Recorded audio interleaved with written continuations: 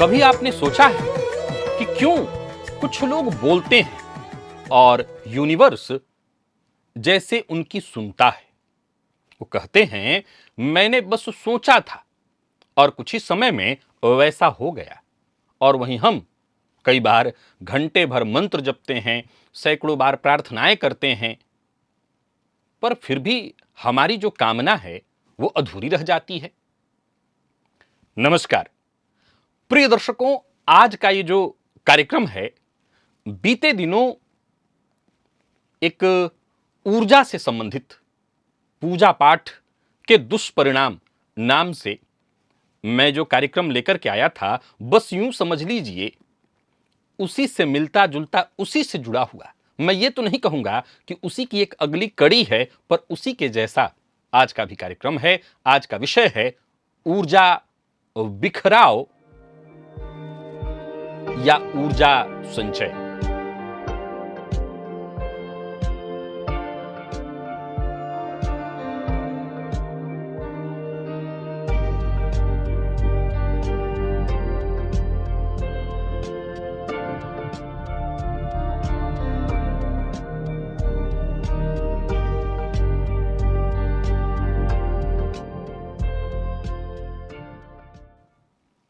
प्रिय दर्शकों, आज का विषय, अगर आप अपनी कोई भी कामना, कोई भी इच्छा, मैं सारी बातें बता रहा हूं, एक एक करके सुनिए और समझने का प्रयत्न करिए। जो आप बोलते हैं, अगर बोलने से पहले कुछ सेकंड चुप हो जाएं, तो आपकी संकल्प शक्ति कई गुना तीव्र हो सकती है। अब सवाल उठता है कि हम हमेशा बोलते तो रहते नहीं हैं। हम जब भी बात प्रारंभ करते हैं, उससे पहले तो हम चुप ही रहते हैं। नहीं, आज का विषय उतना सरल नहीं है जितना सरल आपने इसको ऐसे समझा। जब हम कुछ विशेष बोलते हैं, वो विशेष क्या है, कैसे है, आइए समझिए।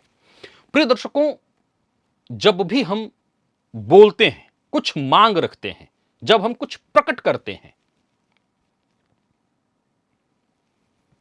और उस मांग से पहले कुछ सेकंड, मात्र कुछ सेकंड, लगभग 5 सेकंड, 3 सेकंड, उसी मांग को भीतर पहले सोचते हैं, तो ये जो यूनिवर्स की ऊर्जा है, हमारी उस मांग को, हमारी उस चाहत को सुन लेती है, समझ लेती है, मूक, मौन रूप में।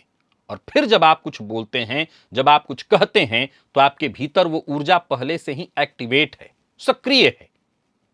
और जैसे ही आप उसको शब्द देते हैं, वो ऊर्जा बिना दिशा के इधर उधर बिखरे, जिस जगह पर हमें प्रेषित करनी होती है, वहीं पर चली जाती है। यदि आप बोलने से पहले कुछ सेकंड रुकें, मन में उस बात को सोचें, अपनी ऊर्जा को एकत्रित करें, यह वैसे ही है जैसे विस्फोट करने से पहले विस्फोटक को एकत्रित करके सही जगह पर निशाना साधना। और फिर तब जब आप बोलते हैं, तो वो वाक्य जो आपने बोला, वो इस यूनिवर्स के लिए किसी आदेश से कम नहीं होता। हमारे जीवन की जो भी ऐसी अधूरी इच्छाएं हैं, वो इसका एक बहुत बड़ा कारण है कि हमने कभी मौन रह करके बिना रुके बोला ही नहीं। अब आते हैं इस पॉइंट पर कि जैसे ही कोई बात हमारे मन में आई, काश ऐसा हमारे साथ हो जाता, भगवान अब तो कर दो। लेकिन उस ऊर्जा के साथ क्या आपकी इच्छा जुड़ी हुई थी? क्या उस ऊर्जा के साथ केवल कोई आपका संकल्प जुड़ा हुआ था? जो आपने भगवान से कहा कि काश ऐसा कर दो, क्या इसके साथ संकल्प जुड़ा हुआ था आपका? हमने बस किसी को देखा, किसी के पास देखा, हम सोचे और महसूस भी नहीं किए, केंद्रित भी नहीं हुए, केंद्रित होने का मौका भी नहीं लिया और शब्द को बाहर निकाल दिया, ऊर्जा को बहा दिया। प्रिय दर्शकों, अभी एक कार्यक्रम ऐसा और आने वाले दिनों में मैं लेकर के आ रहा हूं, परंतु मैं ये बता दूं कि संभवतः ये सबको समझ में ना आए। इस कार्यक्रम के दर्शक बहुत नहीं होंगे, लेकिन अगर आपने इस कार्यक्रम को सुना, समझा, तो मैं दावा करता हूं आप अपनी जिंदगी बदल लेंगे। याद रखिए, बड़े बड़े ज्ञानियों के ज्ञान आप सुनते हैं, मैं उन ज्ञानियों में कहीं नहीं आता, दूर दूर तक नहीं। लेकिन मैं ये जो कह रहा हूं ये मैं जानता हूं, ये जानता नहीं, अनुभूत है। खेल सारा सब के सब ऊर्जा का है, सब ऊर्जा है। और अगर इस ऊर्जा का इस्तेमाल आप सही ढंग से सोच लें, करना सीख लें, तो समझ लीजिए आपके जीवन में वो सब कुछ होगा जो आपको महसूस होता है कि मुझे ये चाहिए। अब आप सिर्फ केवल और केवल ये शिकायत नहीं करेंगे कि नहीं हम तो प्रार्थना करते हैं लेकिन उस प्रार्थना से तो हमें कुछ नहीं होता, हम मंत्र जब पूजा पाठ करते हैं लेकिन उससे तो कुछ नहीं होता। जैसे कंप्यूटर, उस कंप्यूटर में रैम में इकट्ठा करता है क्या? डेटा। वैसे ही हमारा चित्त, जब हम कुछ बोलने से पहले, प्रकट करने से पहले कुछ समय शांत होकर के उस डेटा को संकलित कर लें, इकट्ठा कर लें, और तब फिर हम उसका संचालन शुरू करें, तो हमारे द्वारा हमारे मन में उत्पन्न विचार, हमारी इच्छा, वो एक आदेश के रूप में होगी। आप एक बार इसको 11 दिन का एक प्रयोग करके देखिए। जब भी कोई इच्छा आपके मन में आए, जैसे अब आते हैं उस विषय पर जब मैंने प्रारंभ में ही कहा था कि जब भी कोई हम बात शुरू करने वाले होते हैं उससे पहले तो हम चुप ही होते हैं।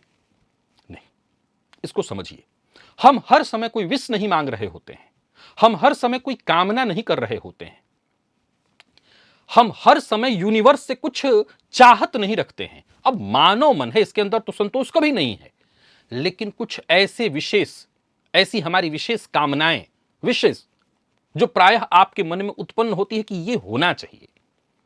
लेकिन ये होना चाहिए, बस हमने ऐसे ही कह दिया होना चाहिए, न तो इसके पीछे तर्कशास्त्र में एक शब्द है, शब्द समवायी कारणत्वम आकाशत्वम। शब्द का समवायीकरण आकाश में होता है, ऐसा तर्कशास्त्र कहता है। शब्द ब्रह्म है, ऐसा शास्त्र कहता है।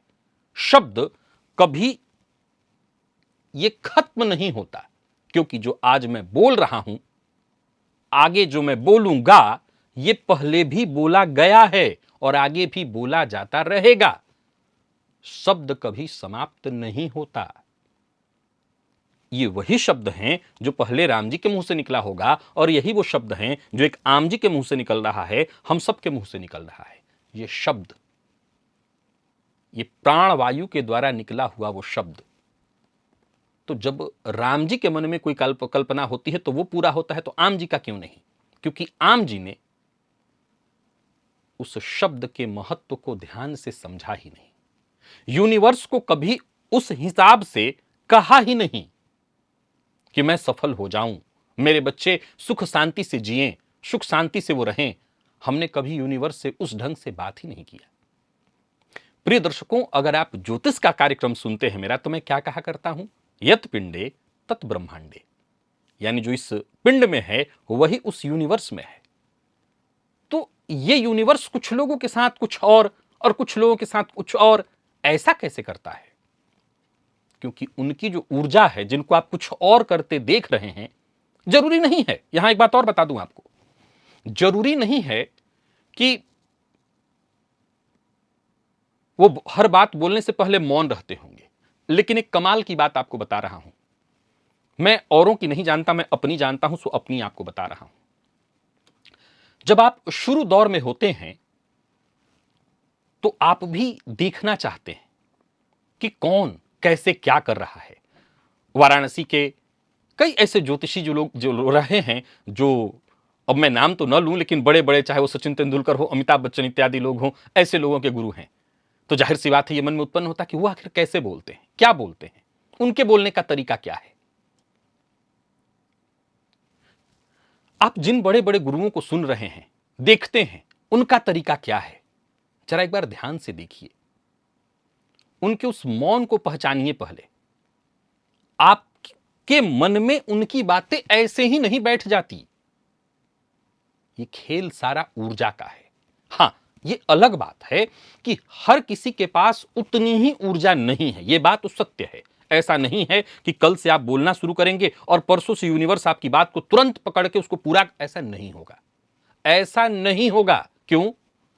क्योंकि अभी आप न तो उस ऊर्जा का तार जोड़ना जान पाए हैं, न उस ऊर्जा को सही ढंग से इकट्ठा कर पाए हैं, न उस ऊर्जा को सही ढंग से उसका इस्तेमाल कैसे करना है यह जान पाए हैं। तो अभी के लिए आप सिर्फ कुछ सेकंड तक अपनी आंखें बंद करिए, मन में सोचिए, स्थिर करिए अपने आप को और उस भावना को महसूस करिए जो आप व्यक्त करने वाले हैं, आप विश के रूप में मांगने वाले हैं।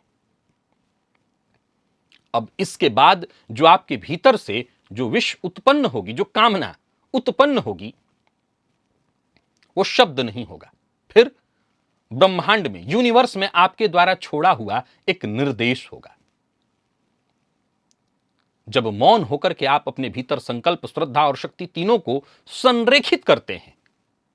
अच्छा, यह बात केवल प्रार्थना पर लागू होती है, विश पर लागू होती नहीं, हर जगह लागू होती है, हर प्रतिक्रिया पर लागू होती है। हर उस प्रतिक्रिया पर जब हम किसी के सामने साथ उस प्रतिक्रिया को व्यक्त करते हैं, चाहे वो क्रोध वाली हो, सकारात्मक हो, नकारात्मक हो। नकारात्मकता में भी वही है, हमने किसी को बोल दिया तुम्हारा ऐसा हो जाए, नहीं ऐसा नहीं होगा, क्योंकि हमने उस बोलने के साथ निर्देश नहीं दिया था। हमने, हमारे मुंह में शब्द आया, शब्द को उड़ेल दिया नहीं। शब्द को उड़ेलना खेल नहीं है, यह शब्द ही मंत्र है, यह शब्द ही ब्रह्म है। तो ऐसे उड़ेलना कैसे हो सकता है कि एक संत श्राप दे देते हैं तो कुछ बदल जाता है, एक संत आशीर्वाद दे देते हैं तो कुछ बदल जाता है, हम करते हैं तो कुछ नहीं होता, कुछ भी नहीं। ऐसा क्यों? क्योंकि हमने अपनी इस ऊर्जा को न तो ठीक से इस्तेमाल किया और न ही इसको कोई निर्देश सही से दिया।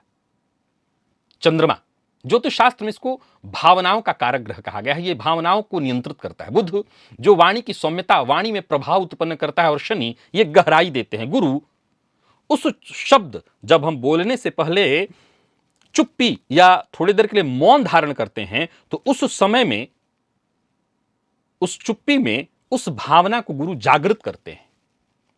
और जब आप इस तरह से ये प्रयोग करना शुरू करेंगे, कमाल देखिए, आज के सूत्र में आपको ये भी बता दूं कि जब आप इस तरह से कोई चीज व्यक्त करने से पहले मौन, और फिर आप जब बोलते हैं तो ये तीनों ग्रह भी आपके बली होने लगते हैं। जब आप बोलने से पहले कुछ सेकंड रुकते हैं, अपने भीतर मौन और मौन के उस बल को विकसित करते हैं, चाहे वो शिकायत हो, संकल्प हो या धन्यवाद, बस मौन, पहले मौन, ठहराव और फिर। यानी हम किसी को अगर धन्यवाद भी देते हैं तो हाथों हाथ धन्यवाद नहीं।